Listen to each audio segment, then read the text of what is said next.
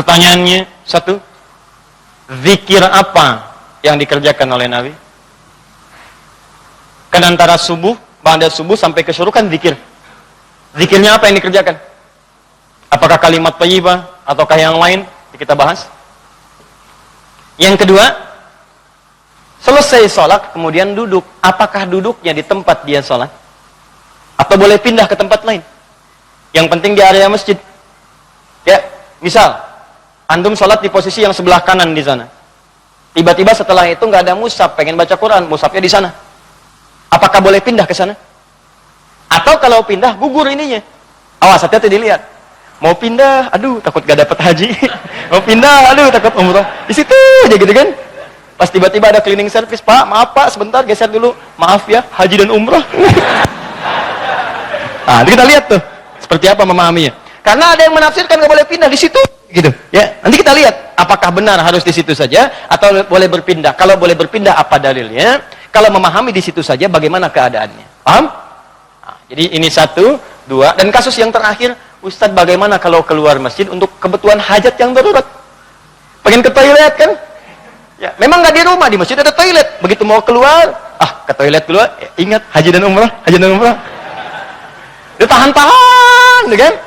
Ya, syuruknya dapat, sakitnya juga dapat, gitu kan? Nah, itu seperti itu bagaimana kemudian solusi hukumnya. Nah, kita bahas pelan-pelan. Di dalam Al-Quran disebutkan beberapa aktivitas yang mampu mendekatkan dan mengingatkan kita dengan Allah, dan langsung disebut dengan zikir. Dan ini pun dipraktekkan oleh Nabi sallallahu alaihi wasallam. Contoh. Yang pertama ditemukan di Quran surah keempat ayat 103, paling kanan pertengahan.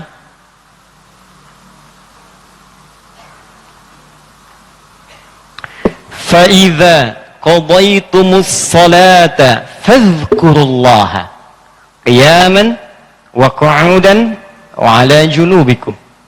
Maka jika Anda telah tuntas mengerjakan salat, maka segeralah berzikir kepada Allah Subhanahu wa taala. Di amalan sunnah pasca salat berzikir, zikir dulu. Bisa Anda kerjakan kalau buru-buru ya sambil berdiri berjalan. Ini waktu umum ya. Misalnya ini Anda sudah salat zuhur nih harus ke kantor, ya dikejar-kejar langsung berangkat lagi. Tapi kan Anda buru-buru keluar pun kan tidak mengganggu Anda untuk mengucapkan kalimat-kalimat zikir. Misalnya apa? Nabi mengamalkan pasca salat hadis riwayat Muslim, nomor hadis 571. Hadis riwayat Muslim. Nomor hadis 571. Setiap selesai salat Nabi mengatakan, perhatikan kalimatnya, astaghfirullah, astaghfirullah, astaghfirullah. Allahumma antas salam, wa minkas salam, tabarakta ya dzal jalali wal ikram. Apa Anda nggak bisa sambil keluar mengucapkan astaghfirullah, astaghfirullah, astaghfirullah? Ini kata Al-Quran, sesibuk apapun Anda, begitu selesai sholat apa nggak bisa sambil jalan astagfirullah, astagfirullah, astagfirullah. Daripada Anda keluar membicarakan sesuatu yang tidak penting. Bahkan nggak berkata apa-apa, jalan aja. Mendingan pakai zikir kan? Astagfirullah, astagfirullah, astagfirullah. Allahumma antas salam, minkas salam, tabarakta ya dzal jalali wal ikram. Hadis Muslim, nomor hadis 573. La ilaha illallah wahdahu la syarika lah. Lahul mulku wa lahul hamdu wa huwa ala kulli syai'in qadir. Ya, kalau Anda misalnya nggak terlampau sibuk, silahkan sambil duduk. Nah, konteks tadi setelah selesai menunaikan salat subuh, antum pengen berzikir dulu, maka jenis zikir yang pertama adalah mengucapkan kalimat-kalimat thayyibah. Kalimat thayyibah.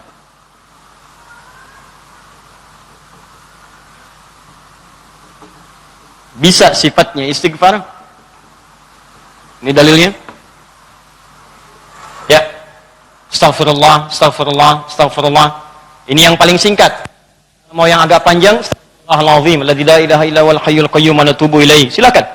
Ya, kalau mau yang paling singkat, astaghfirullah, astaghfirullah, astaghfirullah. Sambungkan Allahumma antas salam, minkas salam, tabarakta dzal jalali wal ikram. Tambah lagi dengan kalimat-kalimat tauhid. La ilaha illallah wahdahu la syarika lahu, mulku wa lahul hamdu wa huwa ala kulli syai'in qadir. Kalau mau ditambahkan yang lebih lengkap ada La ilaha illallah wahdahu la syarika lah, lahul mulku wa lahul hamdu yuhyi wa yumiitu wa huwa ala kulli syai'in qadir. Singkatnya kalimat tauhid. Ini masuk dalam kategori kalimat thayyibah. Ini. Dalilnya yang ini. Hadis Muslim wal hadis 573. Boleh selesai menunaikan salat subuh, salam ke kanan dan ke kiri, antum mulai berzikir dengan kalimat thayyibah, astaghfirullahalazim, astaghfirullahalazim, atau kalau mau singkat astaghfirullah, astaghfirullah, astaghfirullah. Kan?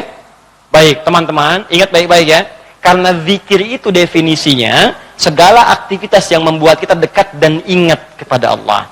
Jadi ketika mengucapkan kalimat ini bukan sekedar diucapkan di lisan. Kalau cuma diucapkan jangankan antum. Anak-anak antum yang 5 tahun, 4 tahun belum balik pun bisa. Apa bedanya bacaan antum dengan bacaan mereka? Sambil ingat Allah. Sambil diingat. Astagfirullah. Apa artinya astagfirullah?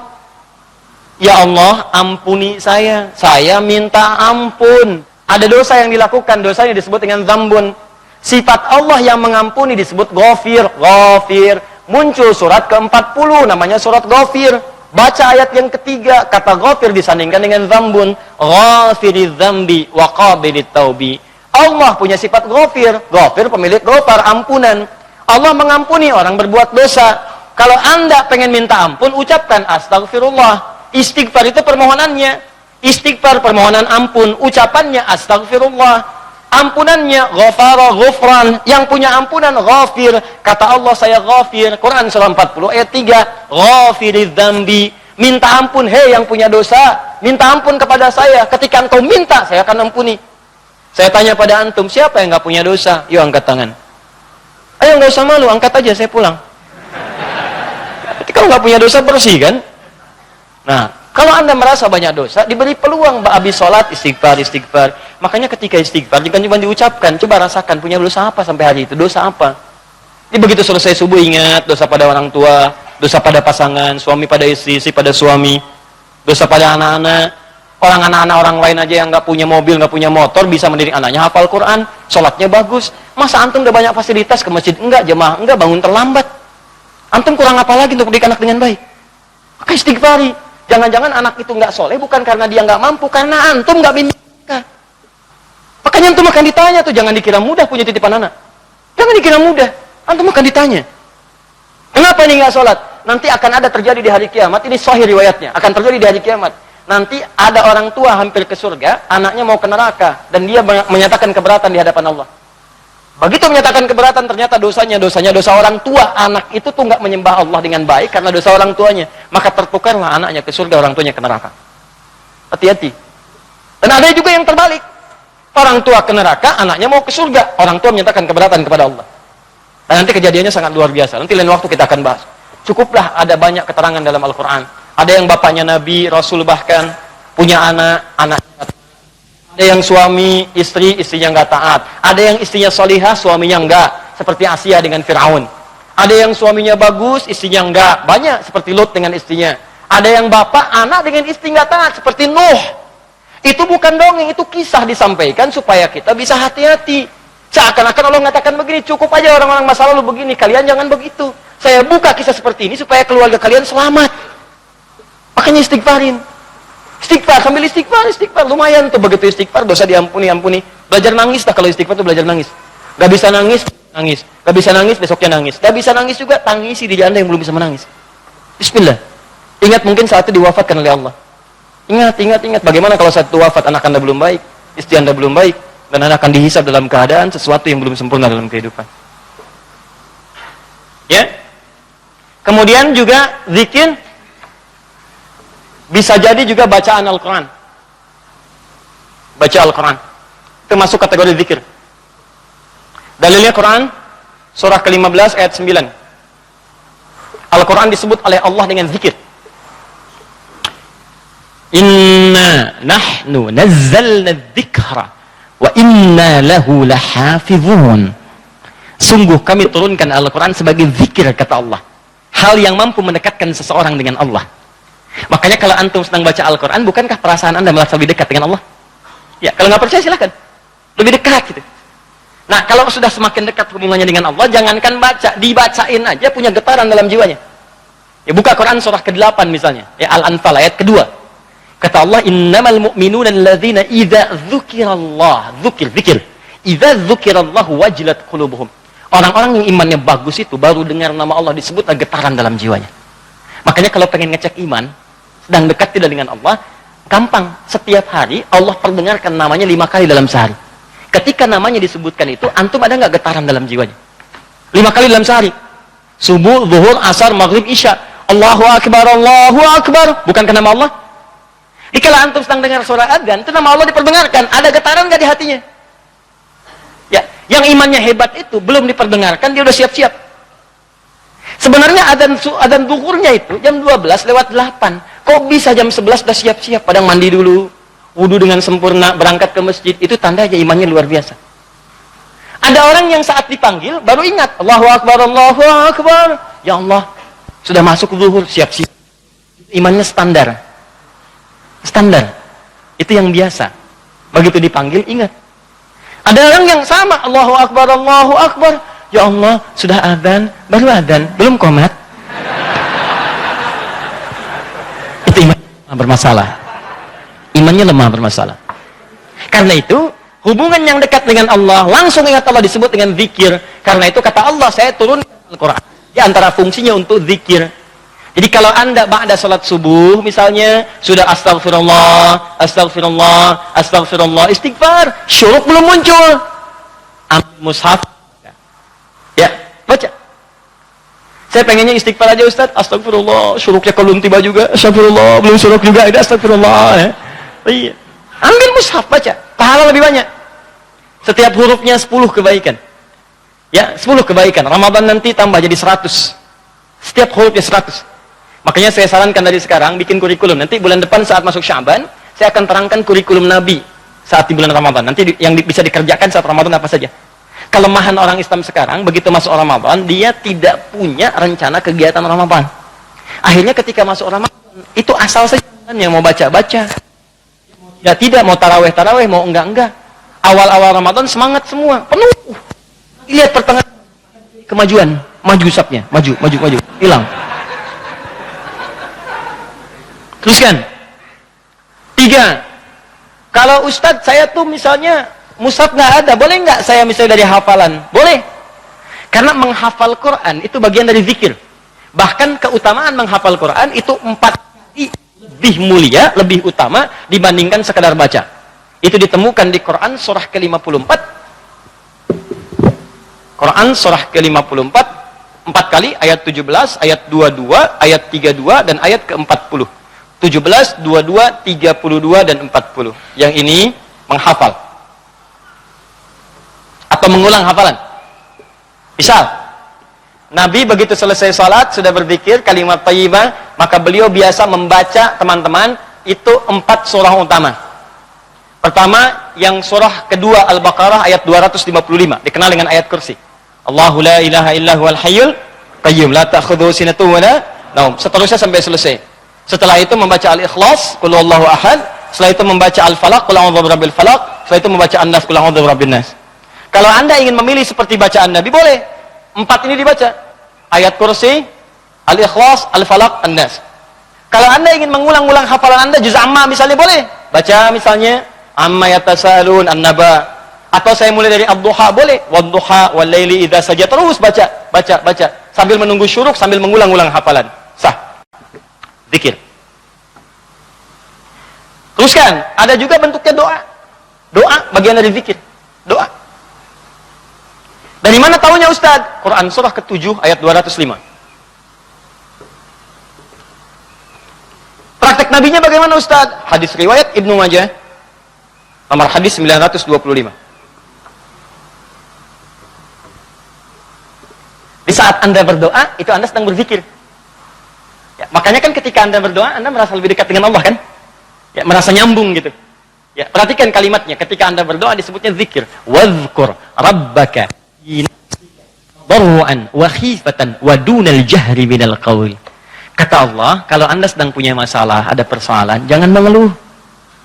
Jangan mengeluh, apalagi bikin status, nggak menyelesaikan masalah. Bermasalah bikin status. Dia tidak seperti yang aku kira. Selesai juga enggak. Terus nungguin komentar, itu paling kasihan tuh, nungguin gitu. Aduh, kasihan, belum ada yang komen. Ya, udah 2 jam baru muncul. Kenapa Jeng? Gitu kan, baru dijawab. Iya ya, gelisah hati ini. Muncul lagi komen yang lain. Duh, nggak nyangka ya, nyangka. Capek, nggak selesai. Masalah selesai tidak, cuma nambah masalah aja. Kata Allah, kalau punya masalah, tenangkan hati, berdoa, sebut nama Allah. Itu lebih memberikan ketenangan. Zikir itu selain mendekatkan kita pada Allah, zikir itu membuat hati lebih tenang. Tenang. Makanya ketika Allah menyebutkan fungsi zikir di Quran surah 13 ayat ke-28, Allah sampaikan begini, ala bidzikrillahi tatma'innul qulub. Kamu mesti yakin, kata Allah, dengan berzikir kepada Allah hati kamu akan tenang. Makanya kalau sedang punya persoalan, bawa ke zikir. Ambil wudu, baca Quran. Begitu antum baca Quran, walaupun solusi belum tiba, hati lebih tenang. Dan lebih objektif. Kalau orang tenang itu dapetin solusinya gampang gitu, tenang. Solusi mudah dicari. Tapi kalau antum gelisah walaupun ada solusi, nggak akan sempurna nanti masalah diselesaikan. Paham ya? Di doa itu bagian dari zikir. Di antara doa yang dibacakan oleh Nabi, itu setiap selesai sholat, itu ada kalimat singkat tapi padat. Allahumma inni atau inna. Kalau inni untuk sendiri, kalau inna untuk banyak. Allahumma inni as'aluka ilman nafi'a wa rizqan thayyiba wa amalan mutaqabbala. Ya Allah, hamba mohon kepadamu, anugerahkan hamba pengetahuan yang bermanfaat. Pengetahuan yang bermanfaat itu pengetahuan yang bisa meningkatkan wawasan dan menguatkan iman. Itu rumusnya di Quran surah 58 ayat ke-11. Jadi kalau teman-teman ngaji dengan siapapun, ustadz manapun, di tempat manapun, ukurannya dua. Wawasannya bertambah enggak? Awas hati-hati, kalau ngaji tapi wawasan enggak bertambah, itu ada sesuatu yang salah di pengajiannya. Ngaji cuman ketawa aja gitu kan? Ya, tapi enggak jelas dapatnya apa. Yang paling aneh ngaji, yang dicari-cari jin, ya kan? Atau apa, itu paling aneh itu. Apa yang didapatkan? Terus nambah hari ini sholat, ngaji ke pengajian sholat, dapat tambahan wawasan. Oh begini cara takbir yang baik, bisa sejajar dengan bahu, bisa sejajar dengan daun telinga, ya kakinya terbuka selebar bahu, badannya tegap. Jadi begitu antum praktekan, punya tambahan wawasan, kepake dalam ibadah. Oh begini cara sujud yang sempurna, ajari. Itulah yang disebut dengan teman-teman ilmu yang baik. Yang kedua, imannya meningkat, lebih dekat dengan Allah. Jadi kalau antum ngaji dimanapun, di antara cirinya wawasannya luas, tapi keimanan pun bertambah. Karena ada orang yang belajar Islam Pak, cuman keimanannya makin berkurang. Itu yang paling aneh tuh orang-orang liberal. Belajar Islam ke Eropa, belajar Islam ke Amerika, pulang-pulang konslet. Betul ya, semua agama sama, menuju Tuhan yang sama, cuman caranya beda-beda. Ente ini aneh, belajar Islam pada orang yang bukan Islam. Belajar sholat pada orang yang tidak sholat, ya bagaimana bisa mendapatkan nilai-nilai sholat dalam kehidupan? Makanya pulang-pulang pada aneh. Hargailah hak LGBT. Banyak akhirnya, jadi penyakit akhirnya gitu kan. Nah, dan kita doakan dengan baik, arahkan pada yang baik. Jadi kalau ada yang kurang-kurang tuh kita doakan. Ya buang dulu celaan-celaan. Yang kalau mau dicela itu perbuatannya, bukan orangnya. Celak perbuatannya, kemudian doakan kepada yang lebih baik. Karena boleh jadi dia bisa berubah dalam kebaikan. Paham sampai sini? Jadi demikian teman-teman sekalian. Ya, doa isi. Kemudian di situ awas hati-hati ya, dua ya cirinya ya. Satu, imannya menguat, kedua wawasan bertambah. Termasuk pengajian saya ini ya, kalau saya mengajar dimanapun, tidak membuat Anda lebih dekat dengan Allah, tolong tinggalkan saya. Anda cari guru lain. Cari guru lain, cari yang baik-baik. Yang membuat Anda lebih dekat dengan Allah. Atau Anda lebih dekat dengan Allah, cuman sayang, wawasan nggak bertambah, itu pun bahaya. Ibadah nggak cukup dengan semangat. Ya Allah, saya banyak dosa, saya pengen berubah ya Allah. Saya semakin kuat imannya, besok saya sholat subuh 4 rakaat. Gak bisa. Ya. Jadi iman kuat tapi wawasan nggak ada gitu. Begitu sholat subuh 4 rakaat, itu kan bahaya. Ya, paham ya? Jadi dua ini mesti balance ya, antara iman dengan ilmu itu mesti seimbang. Tayyib. Fokus baik-baik. Satu, kita ulangi apa saya tadi, satu kalimat thayyibat. Yang kedua, bacaan Al-Quran, kan? Yang ketiga, baca hafalan ayat-ayat Al-Quran. Yang keempat, doa. Yang kelima, menyebutkan nama-nama Allah atau Al-Asma'ul Husna. Boleh, itu zikir. Ustadz, apa dalilnya? Dalilnya Quran surah kedua ayat 152 ditafsirkan dengan Quran surah ke-17 ayat 110. Quran surah kedua ayat 152 paling kanan sebelah bawah ditafsir dengan Quran surah 17 ayat 110 paling kanan di pertengahan. Ini bagian terakhir. Quran surah kedua ayat 152 Allah minta fadhkuruni, kata Allah, zikir, sebut aku, sebut aku, sebut aku. Sebut nama Allah. Orang-orang yang sering menyebut Allah maka akan disebut-sebut namanya oleh Allah. Indah ya. Antum aja nama disebut-sebut di TV, senangnya luar biasa kan? Wah, Pak Asep adalah jamaah subuh yang sangat luar biasa. Datang ke Masjid Nurul Bahri, jam 3 sudah di masjid, masuk tayangan Anda. Tapi memang disayangkan jam 3 sudah adzan Pak Asep ya kan? Tapi kan antum enak, ya disebutkan di TV tersanjung, ya disebutkan di komplek tersanjung. Kenapa antum tidak merasa tersanjung ketika nama antum disebut-sebut oleh Allah Subhanahu wa taala? Kata Allah, "Fadhkuruni adzkurkum." Sebut namaku. Ketika engkau menyebutku, aku akan sebut-sebut namamu. Maka ada hamba-hamba Allah yang disebut oleh Allah, si fulan, si fulan, si fulan, si fulan. Ya, di antara yang disebut itu ada 2. Siapa? Orang-orang yang sering menyebut nama Allah, khususnya terkait dengan nama-namanya yang mulia. Dari mana taunya? Tafsirkan dengan Quran surah 17 ayat 110. Perhatikan kalimatnya. Kata Allah, "Qulidullaha." Panggil aku Allah. Sebut. Minta. Ada masalah, ada doa, ada masalah, ada solusi, pengen nyebut Allah, sedang punya persoalan, sebut. Kata Allah, panggil namaku Allah. Awilur Rahman atau Ar-Rahman. Di paling singkat kalau Anda sedang ada masalah, pengen solusi atau pengen menyebut nama Allah, sebut ya Allah, ya Allah, ya Rahman. Tapi Allah tawarkan begini, ayyamma tad'u falahul asmaul husna. Ketika engkau ingin memanggilku, menyebutku, aku punya nama-nama terbaik yang sangat sesuai dengan kebutuhan kalian. Di teman-teman bisa sebutkan, misal Anda di pagi itu berharap rezeki pengen ditambah oleh Allah, sebut ya Allah ya Razzaq, ya Allah ya Razzaq, ya Allah ya Razzaq, ya Allah ya Razzaq. Allahumma zid fir rizqi, Allahumma rzuqni rizqan thayyiban halala. Ya Allah ya Razzaq, ya Allah pemilik rezeki, zidni fir rizqi, ya Allah tambahkan rezeki saya. Allahumma rzuqni rizqan halalan thayyiban. Berikan rezeki kepada saya yang halal dan yang terbaik yang mampu saya dapatkan. Anda sedang punya persoalan, sebut namanya ya Allah ya Al-Fattah, ya Al-Fattah, ya Al-Fattah. Iftah li kullil khair. Ya Allah ya Al-Fattah yang pemilik segala solusi, bukakan kepadaku solusi terbaik dari setiap persoalan yang aku alami sampai dengan saat ini. Anda ada yang ganggu di pekerjaan, ada yang sedang usil Islam, sebut ya Allah ya Jabbar, ya Jabbar, ya Jabbar, ya Malik. Ya Malik, ya Rabb, ya Malik, Allahumma ya Jabbar. Ya Allah yang Maha Pelindung. Raja dari segala raja, lindungi aku dari tangan-tangan orang-orang yang jahil. Anda sedang banyak ujian, sebut ya Allah ya Sabar, ya Sabar, ya Sabar, ya Sabar. Zidni sabra. Ya Allah yang Maha memiliki segala sifat kesabaran. Tolong tambahkan kesabaran pada diriku untuk bisa mampu mengatasi ujian yang tengah engkau ujikan. Anda yang sedang mau ujian, ya Allah, Allahumma ya Alim, ya Alim, ya Alim, ya Alim. Alimni ya Allah ma jahiltu, wanfa'ni bima ta'allamtu, wa najihni fi imtihani ya Allah bima radit. Ya Allah yang Alim, yang Maha pemilik ilmu, tambahkan ilmu kepadaku. Ajarkan apa yang belum aku ketahui, berikan manfaat pada apa yang telah aku pelajari, dan luluskan aku dalam ujian yang akan aku alami. Minta. Kata Allah, "Udzkurni fadhkuruni adzkurkum." Sebut saya, aku sebut kamu. Engkau panggil namaku dengan nama terbaikku, aku berikan kemuliaan sesuai dengan apa yang kau butuhkan. Cukup Pak, 5 ini kerjakan habis subuh, selesai. Astagfirullah, astagfirullah, astagfirullah. Allahumma antas salam. Habis itu baca Quran. Baca Quran diulang. Ya, ayat kursi, Al-Ikhlas, Al-Falaq, An-Nas. Habis itu kemudian antum berdoa, habis doa sebut nama Allah. Begitu lihat jam 8. Pip bunyi, waktu syuruk muncul, gitu kan? Kan sekarang ada zaman digital kan? Zaman digital. Ya, ngitungnya gampang kok, biasanya itu kalau dari subuh teman-teman dari waktunya itu 1 jam, 1 jam setengah itu udah masuk syuruk. 1 jam lah. 1 jam. Jadi kalau sekarang kurang lebih jam 5 misalnya, yaitu 1 jam kemudian, terus 1 jam lewat 10-15 menit sudah masuk ke syuruk. Ya, jadi begitu sudah masuk syuruk, ya antum tunaikan salat 2 rakaat. Ada yang nunggu dulu 5 menit supaya lebih aman misalnya, silakan. Enggak ada masalah. Tunggu 5 menit selesai, tunaikan salat 2 rakaat. Begitu salat sujud lamain.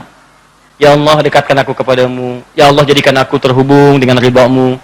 Ya Allah, berikan aku kemuliaan-kemuliaan sekalipun belum haji, berikan pahala haji dan umrah kepada